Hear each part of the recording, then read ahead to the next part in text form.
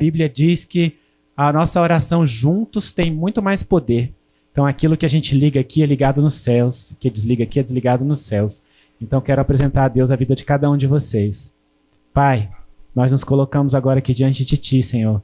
Eu quero Te agradecer por cada vida aqui. O Senhor conhece os desejos, as angústias, os sonhos de cada um, Pai. Eu quero Te pedir primeiro que limpa do nosso querer, do nosso desejo, tudo aquilo que não está em conformidade com os Seus planos. Mas aquilo que é Seu plano para a nossa vida, realiza, Pai. Abre as portas, abre portas onde não existem. Faça os Seus milagres, Senhor. Nosso Deus é um Deus de milagre. Muda situações, muda pessoas. Eu apresento a Ti, Senhor, os problemas de saúde, os problemas de relacionamento, de finanças, os problemas de relacionamento contigo, Pai. Derrama da Sua bênção dobrada sobre a vida de cada pessoa hoje, Senhor. Dê a Sua vitória para eles. Eu te peço em nome de Jesus. Amém. Glória a Deus. Bom, agora vamos abrir as nossas Bíblias em 1 Reis, capítulo 18. Hoje a gente está sem a projeção, então se você tiver sem Bíblia, você pode ficar do lado de alguém que tenha, para vocês poderem ler juntos. 1 Reis 18, nós vamos ler a partir do 38.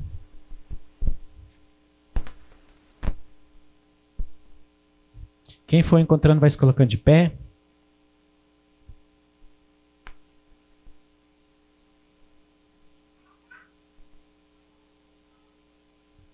Primeira Reis 18, 38. E diz assim a palavra do Senhor. Então o Senhor mandou fogo, e o fogo queimou o sacrifício, a lenha, as pedras, a terra, e ainda secou a água que estava na valeta. Quando viram isso, os israelitas se ajoelharam, encostaram o rosto no chão e gritaram: o Senhor é Deus, só o Senhor é Deus. Amém? Pode sentar. Irmãos, eu vou contextualizar um pouco essa passagem para que vocês possam entender um pouco o que está acontecendo aí. Ali em 1 Reis, a gente está lendo um pouco sobre a história de Elias. Elias foi um dos grandes profetas da Bíblia, né? A gente escuta, a gente lê e aprende sobre Elias no Velho Testamento, depois no Novo Testamento a gente vê falando de Elias de novo, né? Quando Jesus vai ao monte e as pessoas veem Jesus e vêm com Moisés e vêm com Elias, né? E eu não sei se vocês sabem, mas Elias é uma das pessoas que não morreu na Bíblia, né? Eu até brincava com a Tati, dizia que se a gente tivesse outro filho ia chamar Elias, porque Elias é o cara da Bíblia, sabe? Elias, um dia Deus chegou e levou ele embora numa carruagem de fogo. É assim que acaba a história de Elias na Bíblia, tá? Jesus levou ele embora numa carruagem de fogo e a capa dele ficou para trás, né? E ficou para Eliseu, que se tornou depois o próximo profeta. Mas quem não conhece a história de Elias direito, deixa eu te contextualizar um pouco.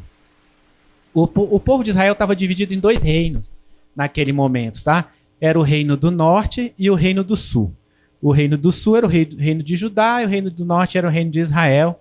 E Elias estava no reino do norte, no reino de Israel.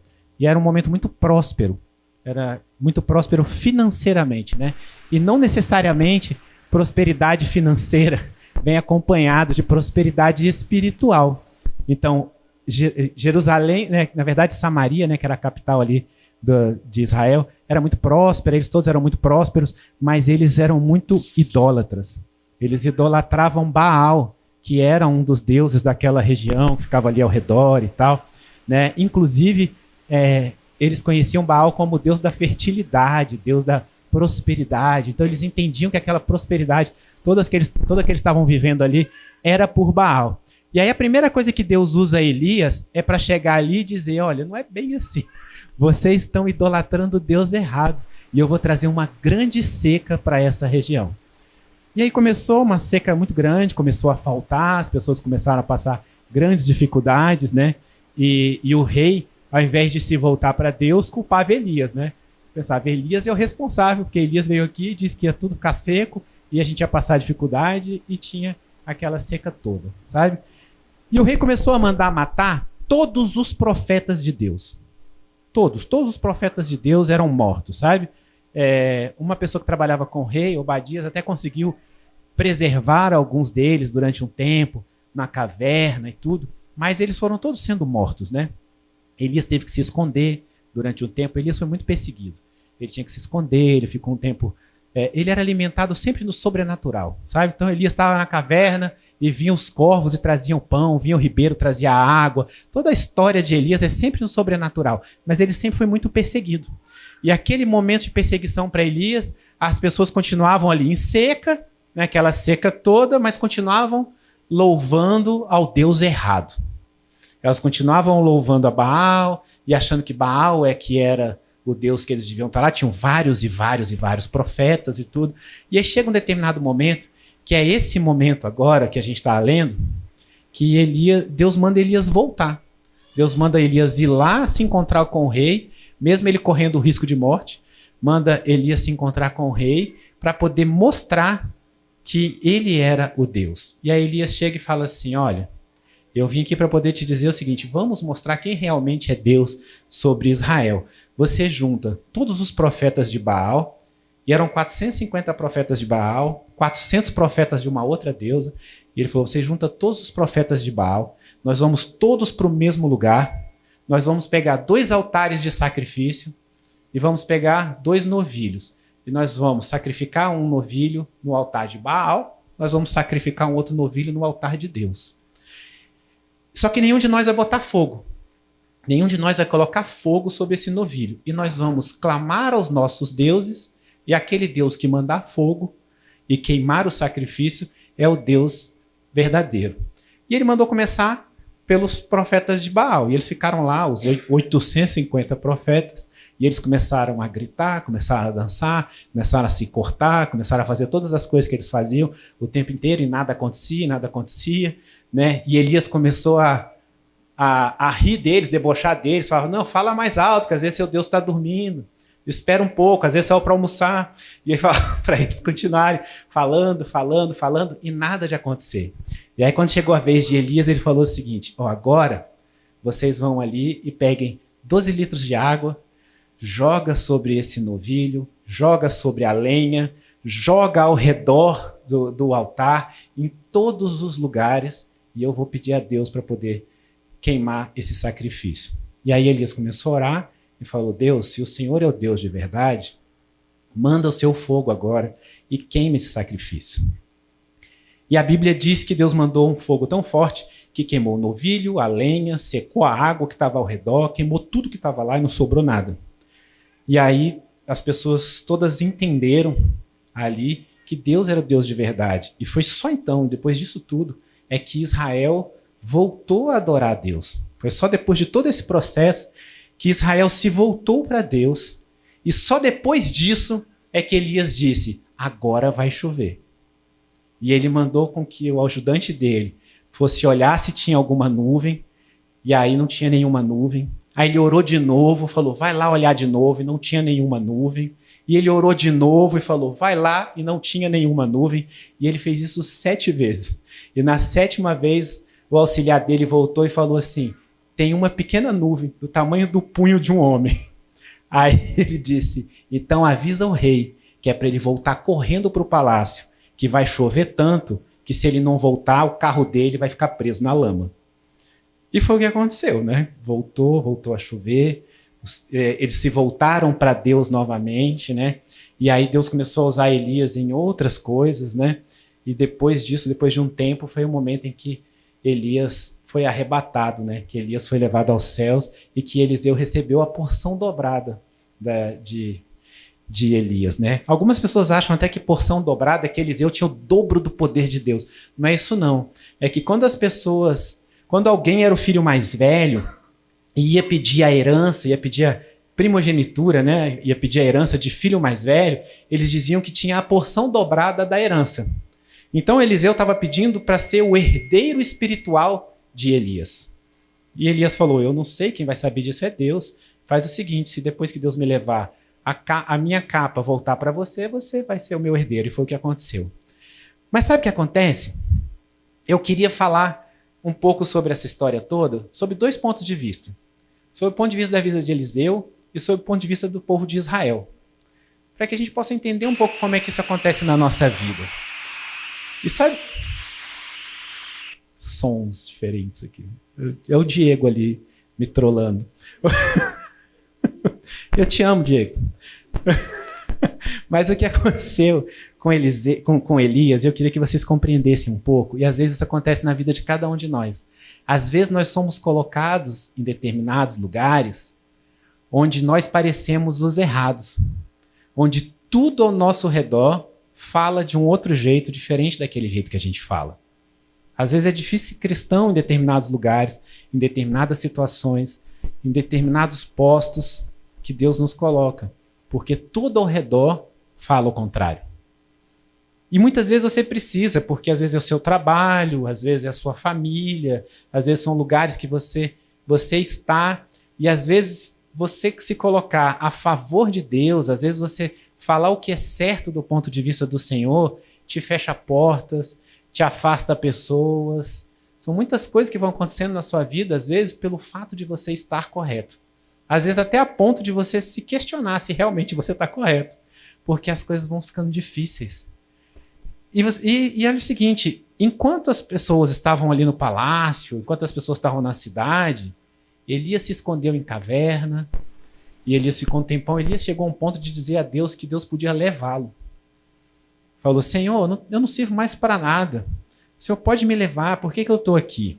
E às vezes a gente passa esse tipo de coisa, a gente fala assim, Senhor, as portas todas se fecharam, eu não consigo sair dessa caverna, o que eu preciso fazer de diferente? Aonde que eu preciso caminhar? Às vezes é um problema na sua família, às vezes é um problema no seu trabalho, mas parece que aquela coisa não passa nunca e tal. E Deus vai testando a nossa fé, e Deus vai testando a nossa resiliência, a nossa paciência, e vai testando a nossa comunhão com Ele. E não só isso, e Deus espera que você passe isso tudo e ainda fale dele.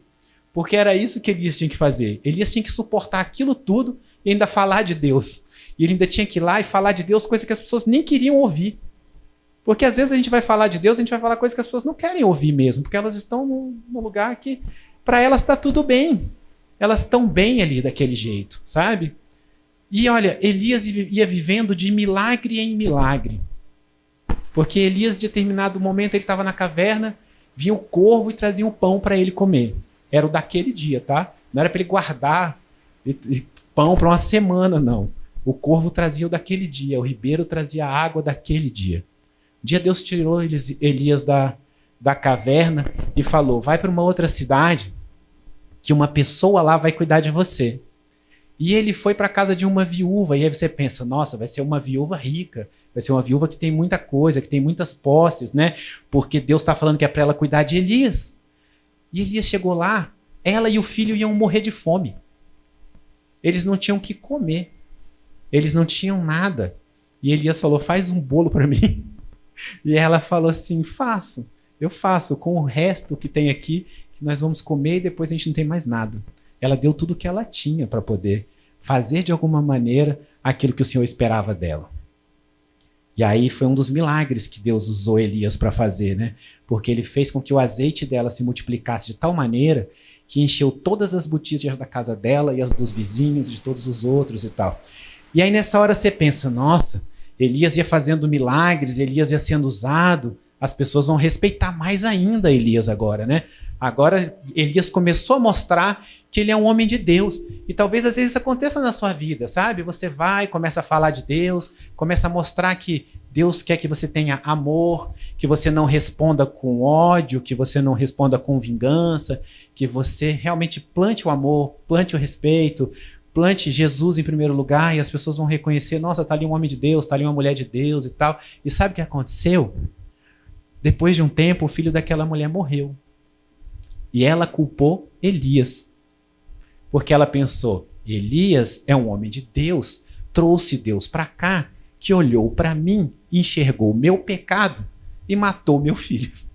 Ou seja, até a pessoa que Deus tinha usado para cuidar dele em algum momento, e que tinha usado ele para poder ser bênção na vida dela, naquele momento se voltava contra ele. E quando a gente se mantém firme nos caminhos de Deus, às vezes acontece isso. Às vezes acontece de pessoas que estavam do seu lado se afastarem. Às vezes acontece de pessoas que você já abençoou um dia, não perceberem que você já abençoou aquelas pessoas um dia. Aliás, isso é um dos grandes segredos da vida, né? Que você precisa abençoar as pessoas sem esperar que elas te façam alguma coisa em troca. Porque se você esperar que elas te façam em troca, é quase certo que você vai se decepcionar. Você precisa fazer porque Deus espera. Porque Jesus um dia falou, olha, de todos os mandamentos eu posso te resumir em ame a Deus sobre todas as coisas e ame o seu próximo como a você mesmo. Então amar o seu próximo como a você mesmo nem sempre é fácil, mas é o que Deus espera da gente. Só que ali, naquele momento, ele podia só pensar, nossa, essa mulher está sendo muito injusta. E ele podia ir embora. E o que ele fez? Ele orou por ela. Ele orou e falou, se o Senhor está aqui cuidando de mim, faça o filho dela viver de novo. E o filho dela ressuscitou. E ali Deus fez um grande milagre de novo por meio dele. E mais uma vez ele precisou ser cuidado nas cavernas, nos lugares todos escondidos, sabe? E em alguns momentos em que todos que estavam ao redor pareciam muitos, né? Porque, olha, eu não sei qual é a situação que você se encontra e quais são as pessoas para as quais você tem que mostrar como é que é o agir de Deus. Mas 850 pessoas é muita gente. É muita gente. É você falando uma coisa e 850 falando outra. E você crer que você está no caminho de Deus. Que você está sendo usado por Deus. E sabe o que é mais incrível? É que Deus usou Elias para dizer para aquele povo que ia ter seca naquele lugar, mas Elias também viveu a seca. Não foi assim, Elias, eu vou te usar para poder avisar eles que vai faltar água, que vai faltar comida, mas você vai estar no bem bom. Não foi não. Elias viveu a mesma seca. Porque às vezes a gente vive isso também, sabe? Às vezes a gente é usado para levar, para poder dizer o que não deve ser dito, para poder constranger às vezes as pessoas com o amor de Deus. Porque, gente, eu vou falar uma coisa para vocês. Não é só aqui, em cima do altar, que você é cristão e que você pode ensinar o outro alguma coisa. Pelo contrário, a gente ensina no dia a dia, nas nossas ações do dia a dia. Né? Então, a gente vai ensinando o tempo inteiro, a gente vai falando com as nossas ações, não com as nossas palavras. Agora, é muito mais fácil eu subir no altar e falar que você vai ser próspero sempre. É muito mais fácil. Mas essa não é a realidade. A realidade é que a gente enfrenta muitas e muitas batalhas na vida. E muitas dessas batalhas servem para provar o quanto a gente é resiliente, tem fé e o quanto a gente se mantém firme nos caminhos de Deus. Porque o que Deus tem para a gente é muito maior, é muito melhor. Só que vem lá adiante, não necessariamente vem agora. Agora, às vezes, vem só o pão que está na boca do corvo. Que é para você não ficar com fome hoje. Mas o corvo vem. E ele foi sendo usado e ele teve que ser cada dia mais audaz, mais audacioso. Mas ao mesmo tempo, aquele povo que um dia... olha só, quem era o povo que estava adorando Baal? Era um povo que foi tirado do Egito, atravessou o deserto, foi levado para uma terra prometida. Durante 40 anos em que atravessou o deserto, recebeu o maná, recebeu água, foi cuidado, chegou do outro lado. Deus deu aquela terra prometida na mão deles, deu todos aqueles povos na mão deles. Eles foram extremamente abençoados. No período de Salomão, que tinha sido um pouco antes, Salomão era o homem mais rico da terra, inclusive, sabe? Então era um lugar muito próspero, onde Deus agia muito. E poucas gerações depois, aquelas pessoas adoravam outro Deus. Eles já tinham se esquecido tudo o que Deus tinha feito na vida deles e na vida de todos os deles. Hoje a pastora Tatiana estava louvando aqui, e o primeiro louvor, ela estava fazendo um louvor de agradecimento, né? E ela estava dizendo assim, o louvor diz assim, né? Que ainda que sejam infinitas as coisas que Deus faz na nossa vida, que nós vamos contar todas. Você realmente conta todas? Você realmente agradece a Deus todas as coisas que Deus faz para você? Ou na hora que você está passando uma dificuldade muito grande, você esquece das coisas todas que Deus já te livrou? Hoje eu estava conversando com uma pessoa e ele falou assim, eu caí de moto hoje. Eu falei, e aí, como é que você tá? Conta para mim como foi. E ele disse assim, eu estava andando de moto, e ele anda numa motinha, até muito engraçado, que ele é muito grande para motinho, assim, dele, né? E o capacete fica um pedacinho assim, não protege tudo, parece um desenho animado. E ele falou assim, eu estava andando na minha moto, e eu estava louvando, e caí. Caí da moto, na hora que eu estava louvando. Aí eu falei, e aí, o que aconteceu com você? Ele falou, nada. Ele falou, caiu a moto caiu no meio da rua, o capacete caiu do outro lado da rua, o meu tênis caiu não sei aonde, não tinha um carro passando, eu fui lá, calcei o meu tênis, busquei o capacete não sei aonde, peguei a minha moto e tô aqui. Aí eu falei assim, e aí? O que você acha que aconteceu? Ele é muito cristão. Eu falei, o que você acha que aconteceu? Ele falou assim, Deus me deu um grande livramento hoje. Porque eu tô bem aqui, não aconteceu nada comigo e eu só caí de moto. Aí ele ainda falou assim, eu tenho certeza que o inimigo queria que eu murmurasse. Eu tenho certeza que o que Satanás esperava de mim é que eu murmurasse e eu reclamasse. Mas eu tô aqui agradecendo a Deus porque não aconteceu nada comigo. Sabe o que é isso? É entender que Deus cuida da gente em todos os momentos. Aquele povo não entendia mais. Não entendia. Existem pessoas, e às vezes todos nós, quando eu falo existem pessoas, cada um de nós talvez já tenha passado por um momento desse na nossa vida. Que às vezes você precisa passar por dificuldade para se aproximar de Deus. Cada um de nós talvez já tenha passado por um momento desse. A gente está nos caminhos de Deus, Deus abençoa, Deus cuida, a gente tem saúde, a gente tem abundância, e de repente a gente para de ir à igreja, a gente para de orar, a gente para de louvar, a gente se afasta de alguma forma e a gente acha que está tudo bem, e as coisas. E aí Deus fala: peraí, alto lá. Você não veio aqui nessa vida para ficar longe de mim. Você veio para ficar perto de mim. Tá precisando de problema, né? E aí Deus vem e traz a seca, Deus fecha a porta, Deus fecha, vai fechando para a gente poder procurar Ele. Porque o plano maior de Deus é você estar com Deus. As outras coisas são outras coisas. Deus acrescenta? Acrescenta. Quando a gente procura Ele em primeiro lugar. Porque é isso que está escrito no Novo Testamento. Que se a gente colocar Deus em primeiro lugar, as outras coisas são acrescentadas. Então, se a gente busca Deus, as outras coisas são acrescentadas. Se você busca as outras coisas, para o dia que você tiver as outras coisas, você buscar Deus, você não vai ter as outras coisas. Porque Deus conhece teu coração. Ah, pastor, é porque eu sou mau? Não, não é porque você é mau. É só porque você precisa ter mais maturidade espiritual. Todos nós passamos por isso em algum momento da nossa vida.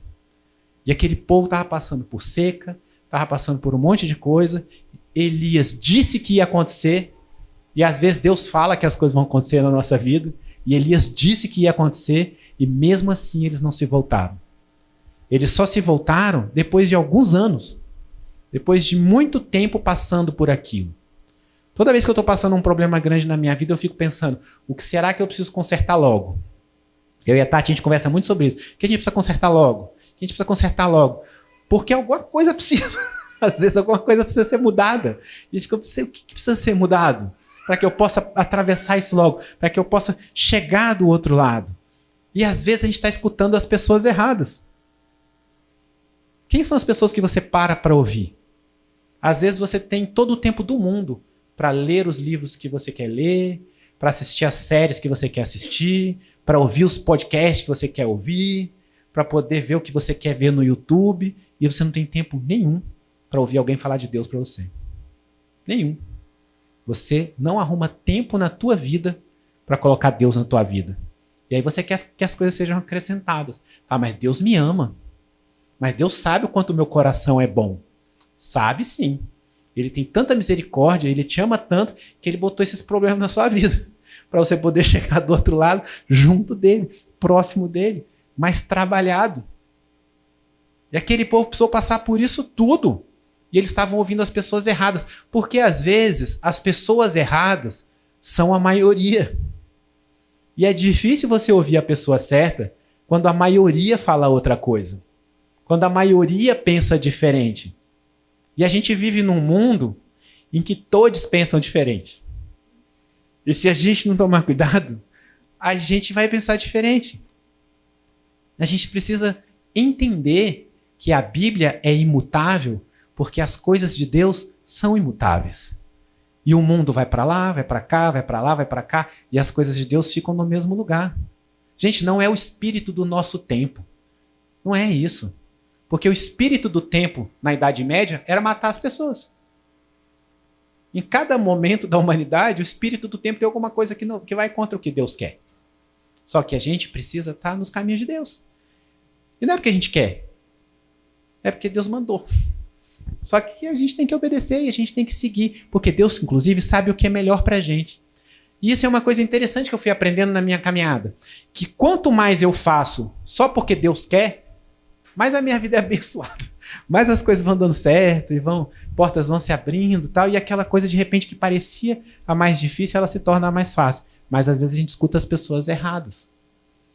São poucos os dias. Às vezes ir à igreja é ir uma vez na semana, durante 1 hora. Gente, a gente chega aqui, o culto tem 1 hora e pouco. É rápido, passa rápido, sabe? Às vezes você maratona uma série, no final de semana você assiste 8 episódios e o negócio acaba assim. Pergunta como é que eu sei disso. Eu também maratono série, eu sei como é que é. Eu também vou lá e assisto 8 de uma vez. Né? E aí depois você fala assim, nossa, fulano já conseguiu ler a Bíblia inteira. É verdade. Sabe como é que você lê a Bíblia inteira? Lendo 20 minutos por dia. Você leva mais tempo tomando banho. E aquele povo passou por isso tudo. Passou pela seca, passou pelas dificuldades. E Elias estava falando lá, ei, Deus quer diferente. Ei, olha só. Olha só, o que Deus quer para você é diferente. Deus quer que você procure Ele em primeiro lugar. Deus quer que você coloque Ele em primeiro lugar. Mas sabe o que acontece? Também tem uma coisa maravilhosa de Deus aí, que é a continuação dessa passagem. Porque Deus diz assim, ó. Oh, minha Priscila. E Deus diz assim depois, ó. Quando que todos eles se voltaram ao Senhor. Oh, meu Deus do céu. Daqui um dia ela está aqui no meu lugar. A Bíblia diz assim, ó.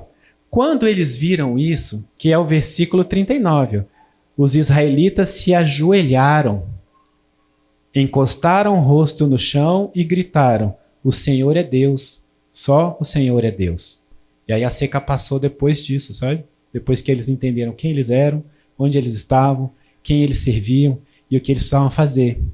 E Deus é tão maravilhoso que Ele diz na Bíblia que quando a gente se arrepende das coisas que a gente faz, Ele joga no mar do esquecimento. Ele não joga na tua cara. O homem e a mulher, mais a mulher, mas assim, joga na cara. Não, tudo bem, a mulher só tem uma memória melhor. Ela joga na sua cara um negócio de 25 anos atrás. Aquele dia, estava de camisa vermelha, bermuda, chinelo, tal, não sei o quê. Você olhou para fulana que estava passando na rua, fingiu que não tinha, tal, não sei o quê. Deus não faz isso. A memória de Deus é melhor que a nossa. Mas a Bíblia diz que Ele se esquece dos seus pecados. Ele se esquece dos seus erros. Porque Ele quer daqui para frente. Ele quer o que você vai fazer para frente. A seca acabou, os israelitas se voltaram para Deus, eles voltaram a ser abençoados. O Senhor começou a abençoar aquele povo e cuidar daquele povo, porque eles entenderam que eles eram filhos de Deus. E, aliás, quando você entende que você é filho de Deus, tem coisa, inclusive, que você não aceita mais. Porque você começa a perceber que você tem direito à saúde do reino, porque você é filho do rei. Que você tem direito às bênçãos do reino, porque você é filho do rei. Que você tem direito ao rei cuidar de você, porque você é filho.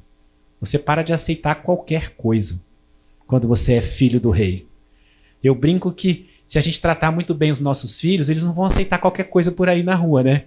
Não vai casar com qualquer menina, com qualquer cara, tal, se você tratar os seus filhos muito bem. É um pouco assim com Deus. Quando você entende o que Deus faz, você não aceita qualquer coisa. Porque você entende que você é filho do rei. Mas você precisa tomar posse disso. Se arrepender, pedir perdão. Ai, pastor, não traí ninguém, não roubei ninguém, não matei ninguém, mas se afastou de Deus. Você podia ter dado mais atenção a Deus. Você podia ter tido mais tempo de oração. Você podia ter tido mais tempo de comunhão com Deus. Você podia ter mais tempo de ser cristão no seu dia a dia. E olha, ser cristão no seu dia a dia é uma coisa de hábito. Você começa a viver como cristão e você cria o hábito. Quando você vê, você já é cristão. Ah, pastor, eu não consigo. Finge. Daqui uma semana você mudou seu jeito de ser. Sabe? Porque você vai dizer para você mesmo que você é assim. Você vai mudar e você vai ser outra pessoa. Sabe que ontem eu estava fazendo uma reunião com uma pessoa e a última vez que ela tinha me visto tinha sido numa palestra há 1 ano atrás. E ela falou assim, nossa, mas você tá tão mais sereno. E eu agradeci tanto a Deus, porque eu sei que não fui eu, né, que fiquei mais sereno. Foi Deus que me fez ficar mais sereno. Que quem me conheceu lá atrás, sabe que eu sou filho da Lelitinha Paz e Amor. Sabe como é que são as coisas todas? Sabe como eu poderia ser hoje? Mas que também me ama muito. Mas Deus vai trabalhando, vai mudando a gente. E você precisa ser o espelho de Deus. Porque tem gente que só vai conhecer Deus olhando para você. Porque ela vai falar, olha só, eu quero ir para os caminhos de Deus. Porque está ali um cristão que está passando por tal e tal e tal coisa e se mantém firme nos caminhos de Deus. Está ali um homem de Deus, está ali uma mulher de Deus. Olha só o que essa pessoa está passando. Sabe? É isso. Olha, essa pessoa caiu de moto e levantou e agradeceu a Deus. E a gente estava falando, olha, no mesmo dia, 2 pessoas trabalham juntas. Um caiu de moto, o outro teve a moto roubada. No mesmo dia. Nenhum dos dois estava murmurando, assim. Eles entendiam que Deus tinha dado um grande livramento na vida deles. Você é capaz de fazer isso, sabe? A gente diz que é rir da própria desgraça, mas não é não. Hoje tem umas coisas diferentes aqui. Eu vou vir aqui para trás. É porque não é para eu chegar perto de vocês. Não, é. Eu queria que vocês compreendessem isso, sabe? Porque muitas vezes a gente acha que o nosso erro, o nosso pecado são coisas muito piores que a gente, ao nosso ver, mas o muito pior é a gente se afastar de Deus. E muitas vezes você é Elias, muitas vezes você é Israel. Muitas vezes você é a pessoa que está no lugar onde ninguém te escuta e você precisa ser perseverante para poder falar de Deus e mostrar Deus e distribuir Deus, né? Às vezes você está num lugar, por exemplo, onde você é o único que não bebe. Você está num lugar, sabe? São coisas assim, a gente tem oportunidades de mostrar que a gente é diferente. Então, muitas vezes você é Elias. E muitas vezes você é Israel. Você está ouvindo as pessoas erradas. Eu queria que você compreendesse isso. Que você entendesse que essa é a mudança que Deus precisa fazer na sua vida. E que aí Ele restaura. Aí, ou Ele te leva para o céu na carruagem de fogo, ou Ele restaura da seca, das coisas todas que você estava passando. Inclusive, eu não desisti de ir na carruagem de fogo, viu, pai? Eu não sou Elias, estou longe de ser. Mas quem sabe, né? Leva eu, a Tati e as crianças.